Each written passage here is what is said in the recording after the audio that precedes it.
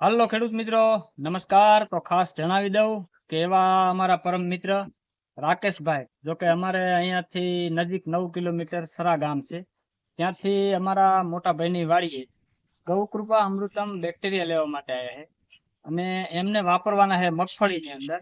તો ગૌકૃપા અમૃતમ બેક્ટેરિયાનું મગફળી હોય કે બાગાયત હોય, ગમે તે પાક હોય, એની અંદર ઘણું બધું રિઝલ્ટ છે. ખાલી તમે એક વખત વાપરીને જુઓ. હવે કૃપા અમૃતમ બેક્ટેરિયા બનાવવાની સાચી રીત તમને જણાવી દઉં. ત્યાં 1 લીટરની બોટલ છે. હવે આ બોટલ તમે અમારી વાડીએથી ભરી ગયા તો આને ઉપર કાણું પાડી દેવાનું, નહીતર જો અંદર પેક થઈ જાય છે તો હવાના અંદર અવર જવર નહીં રહે, તો એના હિસાબે બેક્ટેરિયા મરવાની પણ શક્યતા રહેશે. અને 200 લીટર બેરલ હોય એની અંદર પાણી ભરી દેવાનું અને એની અંદર 1 લીટર આ ગૌકૃપા અમૃતમ બેક્ટેરિયા નાખી દેવાના, 2 લીટર ગાયની છાશ નાખી અને 2 કિલો દેશી ગોળ ઓગાળી પાણી જેવું કરીને નાખી દેવાનું. સવાર સાંજ રોજ હલાવવાનું. 6 થી 7 દિવસ થાય એટલે કમ્પ્લીટ બની જશે.